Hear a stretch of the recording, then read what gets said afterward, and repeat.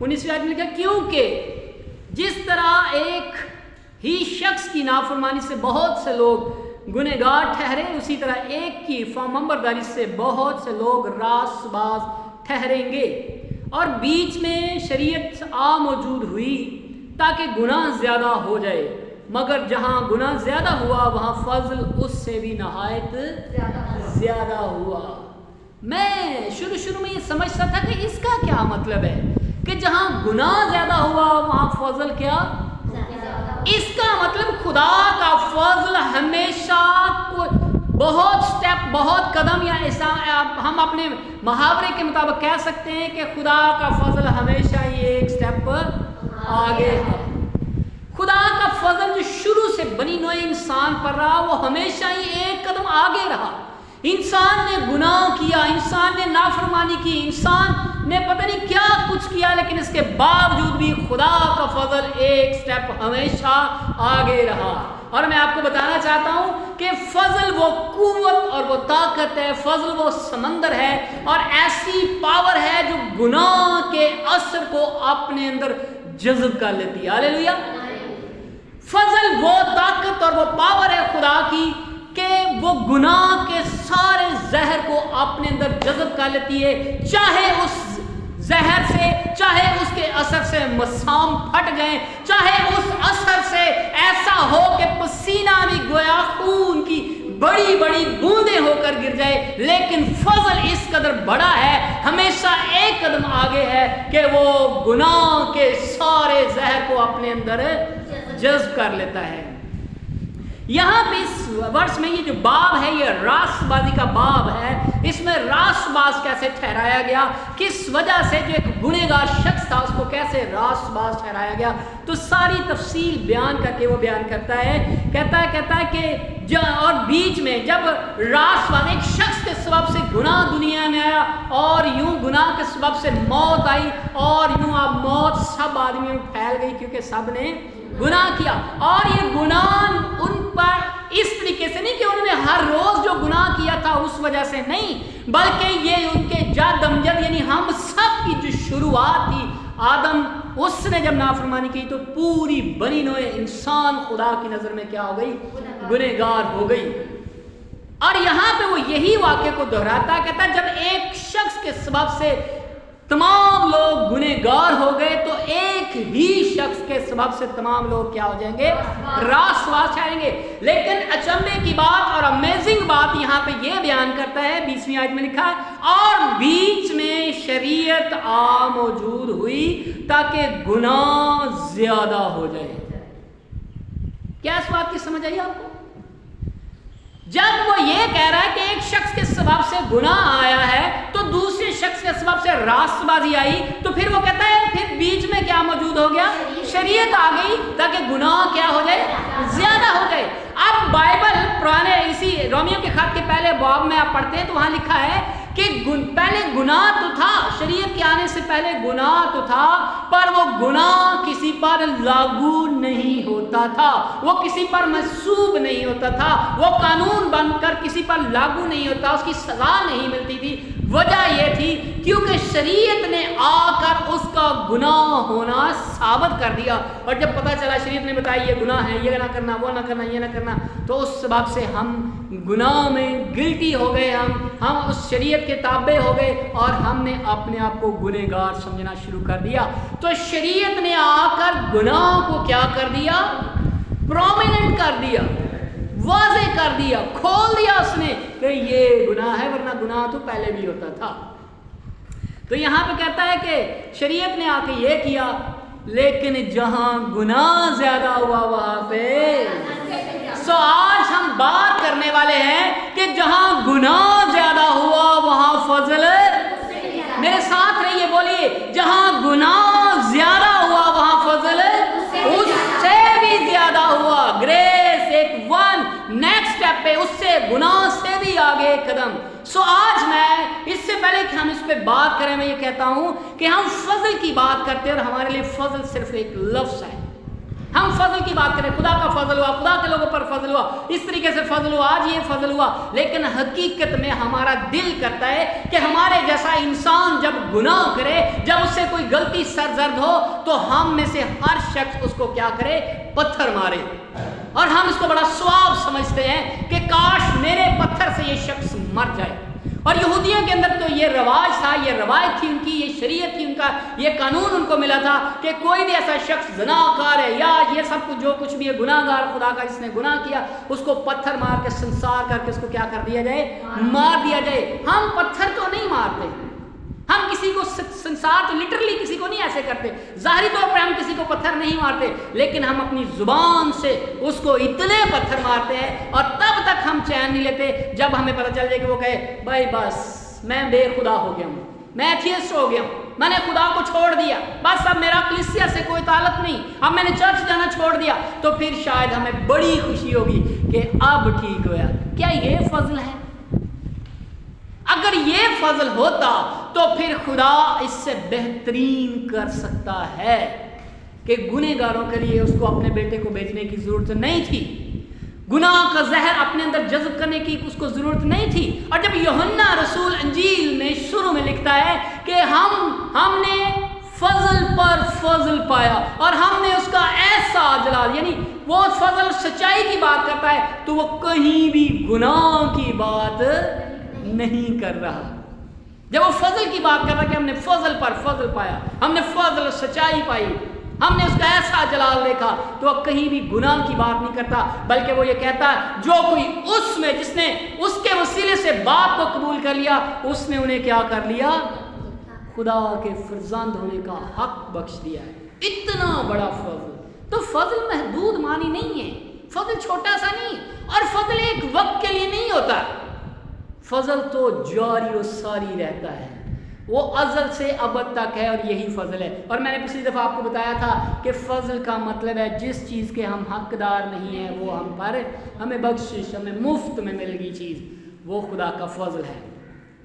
سو یہ ایک لفظ نہیں ہے، رومیو کے خط میں ہی یہاں 11ویں باب میں لکھا ہے کہ وہاں ایلیا کا ذکر لکھا گیا کہ ایلیا یہ سمجھ رہا تھا کہ چونکہ میں اکیلا بچا ہوں، باقی سارے بال کے نبی ہیں اور میں اکیلا ہوں، اور میں نے کیا کیا، وہ میری جان کے خواہاں، تو خدا نے وہاں جواب لکھا، وہاں پتہ اس کو جواب کیا ملا؟ میں نے اپنے لیے 70,000 لوگ کیا ہوئے بچا کے رکھے، جنہوں نے بال کے سامنے گھٹنے۔ اب حالات وہاں کے دیکھیں، سچویشن وہاں کی دیکھیں، لیکن خدا کہہ رہا وہاں پہ ایک بات زبردست لکھی ہوئی ہے، میں آپ کو پڑھ کے بتانا چاہتا ہوں۔ لکھا کہ جس طریقے سے جب وہ ایلیا کا کہتا ہے تو پھر رسول جو ہے پالوس رسول رومیو کے خط میں اس کی وضاحت کرتا ہے، کہتا ہے کہ بالکل اس وقت بھی فضل سے برگزیدہ ہونے کے باعث کچھ باقی ہے، اور پھر آگے وضاحت کرتا ہے اس کی، وہ یہ ہے کہ فضل سے برگزیدہ ہے تو اعمال سے نہیں۔ غور سے سنیے، کہتا خدا نے فضل سے برگزیدہ کیا ہے تو اس کا مطلب اعمال سے نہیں، کیونکہ اگر اعمال سے ہوتے تو فضل نہ رہتا۔ غور کیجیے، آج اس بات کو بڑا غور سے سمجھنے کی ضرورت ہے۔ کہتا اگر فضل سے، اگر ہر انسان اپنے اعمال سے راست باز ہو جاتا، اگر ہر شخص اپنی نیکیوں سے، دوسروں کو پانی پلانے سے، کھانا کھلانے سے، بڑے اچھے نیک کام کرنے سے اگر وہ بچ جاتا تو پھر فضل نہ رہتا۔ یہاں اعمال نہیں ہے، یہاں فضل تو یہ ہے کہ آپ کیا ہیں اس سے کوئی فرق نہیں پڑتا، لیکن خدا کیا ہے اس سے فرق پڑتا ہے، اور فضل خدا کی طرف سے ہوا، انسان کی طرف سے نہیں ہوا۔ سو اس لیے جب یوحنا یہ بات کرتا تو وہ کہتا ہے کہ کلمہ مجسم ہوا ہے، کلمہ مجسم ہوا ہے، اور فضل کی اتنی بڑی بات ہے، اتنی بڑی پاور ہے کہ خدا نے انسانی بدن کو اپنے لیے چن لیا اور اسے کہا کہ تو اپنے اندر کلمے کو آنے کی دعوت دے۔ ایک انسانی بدن کو فضل کے ذریعے، تجھ پر فضل ہے، تجھ پر فضل ہے، اور جو کچھ تیرے اندر ہے وہ مولود مقدس خدا تعالیٰ کا بیٹا ہے۔ ایک بدن کو کہا گیا، اور یہ فضل کی بات ہے، تجھ پر فضل ہوا ہے، اور آج خدا کے لوگوں خوشخبری یہ ہے کہ آپ پر فضل ہوا ہے، آپ کے بدنوں کو چن لیا گیا ہے تاکہ آپ کلمے کو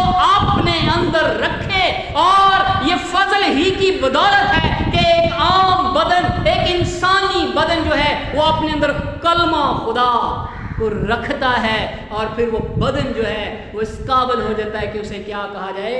مبارک ہے. ہاللیلویا. اسے کیا کہا جائے؟ مبارک ہے تو.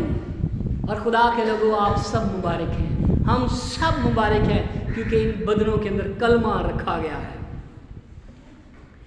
اچھا, آج بات ہم کریں گے فضل کی. ایک شخص کی سٹوری میں آپ کے سامنے بیان کرنا چاہتا ہوں جس کی زندگی فضل سے بھری ہوئی ہے اور یہ بالکل ہماری زندگی سے مطابقت رکھتی ہے. اس کا ہر ایک پوائنٹ جو ہماری زندگی سے جڑا ہوا ہے, اور جب ہم اس کو جانیں گے تو میں سمجھتا ہوں کہ آئندہ کو ہم اپنے بھائی کی, اپنی بہن کی, اپنے ایماندار, اپنے جیسے لوگوں کی کبھی مخالفت نہیں کریں گے. اگر مخالفت کریں گے بھی تو تنقید برائے تعمیر ہوگی, اس لیے کہ ہم کہیں گے کہ یہ غلط ہوا, پلیز اس سے نکلیں, اس سے نکلیں, کیونکہ خدا بھی ایسا ہی کرتا ہے اور یہ فضل ہے. میں نے آپ کو شروع میں بتایا کہ فضل ایسی پاور ہے جو گناہ کے زہر کو اپنے اندر کیا کر لیتی ہے؟ آبزرو کر لیتی ہے, جذب کر لیتی ہے. تو آج ہم ایک شخص کی سٹوری پڑھنے لیں جو ہم سے بہت زیادہ مطابقت رکھتی ہے, ہماری روزمرہ زندگی میں یہ دیکھنے کو ملتا ہے. لیکن آپ حیران ہوں گے اینڈ پہ کہ فضل کس قدر کثرت سے جاری اور ساری ہے اس شخص کے ساتھ, اور ایسے ہی ایمانداروں کے ساتھ. جیسے وہ کہتا ہے, جیسے میں نے ایلیا کا واقعہ بتایا تو اس میں نے بتایا کہ اب بھی خدا اپنے فضل سے برگزیدہ اس نے رکھا ہوا ہے, اور اگر اعمال سے ہوتا تو پھر فضل نہ رہتا. داؤد کی سٹوری آج ہم پڑھیں گے. داؤد کی زندگی کے بارے میں ہم جانیں گے آج. داؤد وہ شخص ہے جو 8 بھائی ہیں. یسی کے 8 بیٹے ہیں اور داؤد کا نمبر سب سے لاسٹ ہے, آخری ہے.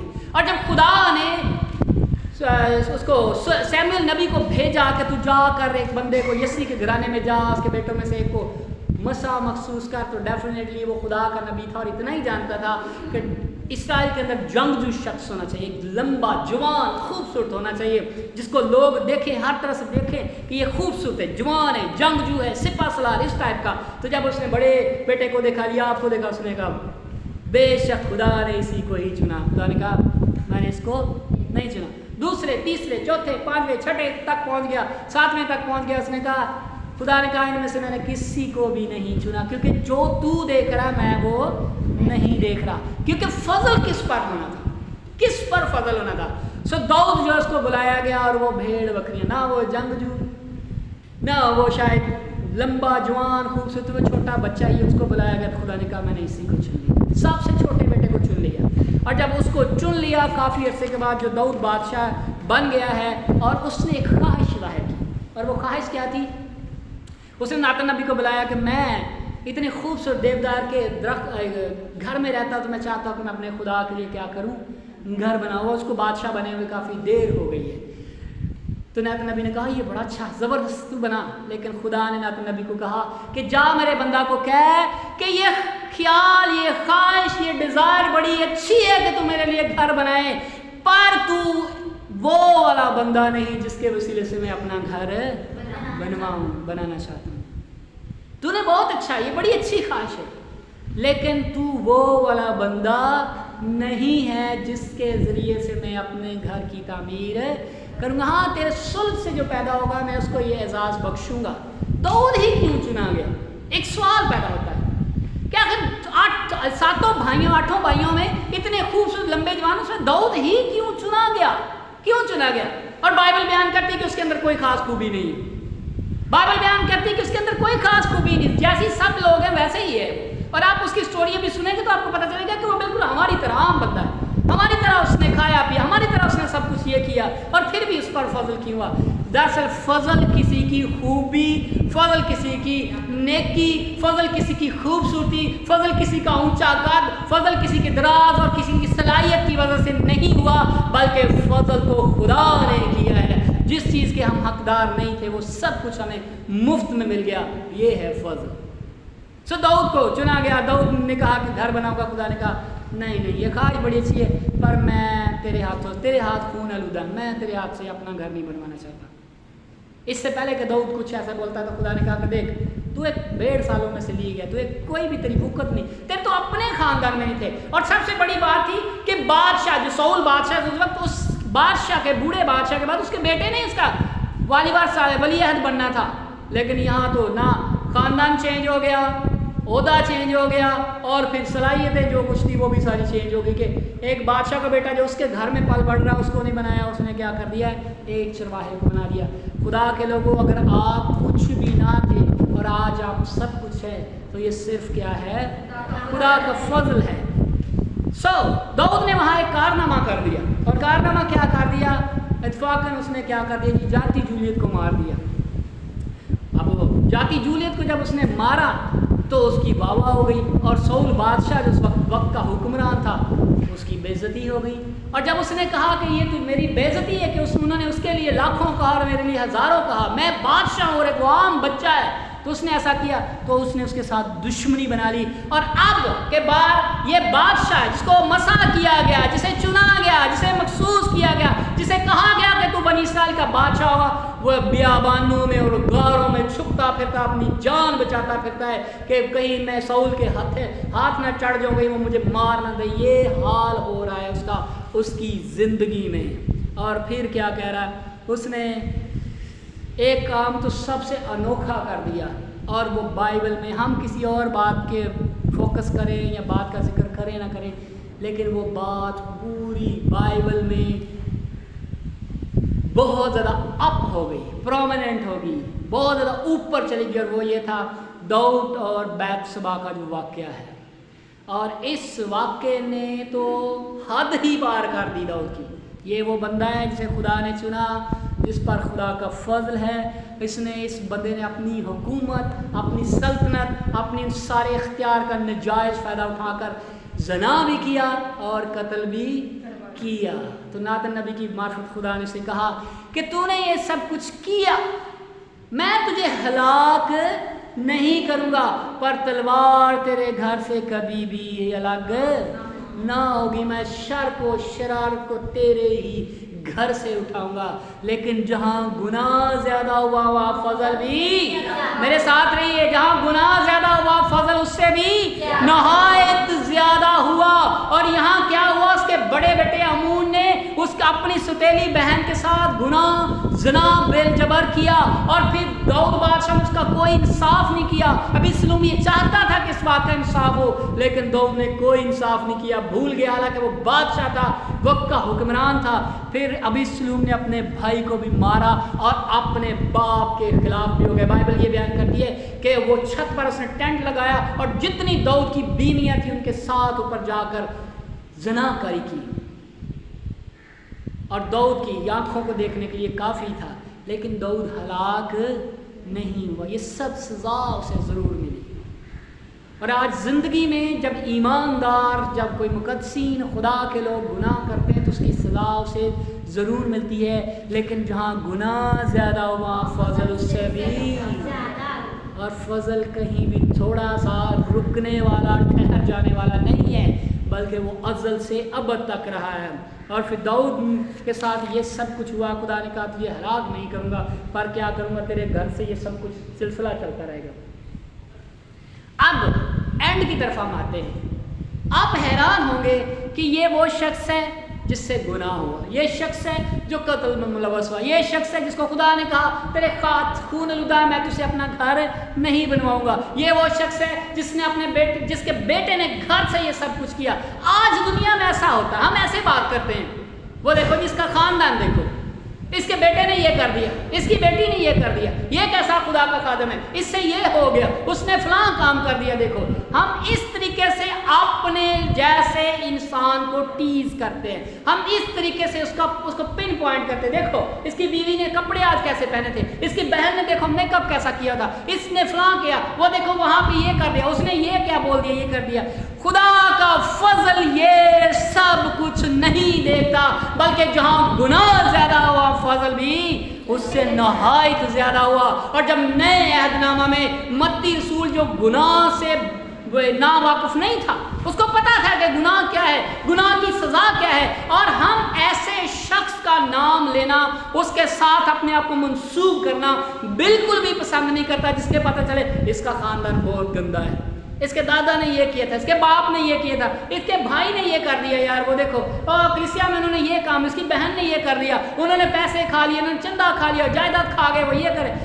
ہم ایسے شخص کے ساتھ اپنا رشتہ جوڑنا، تعلق استوار کرنا پسند نہیں کرتے، اور یہودیوں میں تو اس سے بھی زیادہ تھا۔ لیکن جب متی رسول مسیح یسوع کا نسب نامہ لکھتا ہے تو اس کو داؤد کا حوالہ دینا ہی پڑا، کیونکہ یسی کے تنے سے ایک قوم پر ظاہر ہوگی، تو اس کو داؤد کا، وہ کسی اور کا نام بھی لے سکتا تھا، وہ یہ کہہ سکتا تھا نہیں یہ شخص، اس سے بڑی مسٹیک ہوئی ہے سب کچھ، یہ مناسب نہیں کہ یسوع مسیح کی فہرست میں لوں، اس کا نسب نامہ جو میں لکھنے لگوں تو میں داؤد کی، اور پھر وہ وہاں پہ ایک خاص بات لکھتا ہے، اور میں آپ کے سامنے وہ پڑھنا چاہتا ہوں، خاص بات وہاں لکھا ہے، کہتا اور یسی سے داؤد بادشاہ پیدا ہوا، اور داؤد سے سلیمان اس عورت سے پیدا ہوا جو پہلے ہتی اوریا کی، یہ اس کو بیان کریں گے۔ چلو اگر فار ایگزامپل اس کو بتانا ہی تھا اپنی قوم کو، یہودی قوم کو بتانا ہی تھا، تو یہ کہہ سکتا ہے داؤد سے سلیمان پیدا ہوا، لیکن اس نے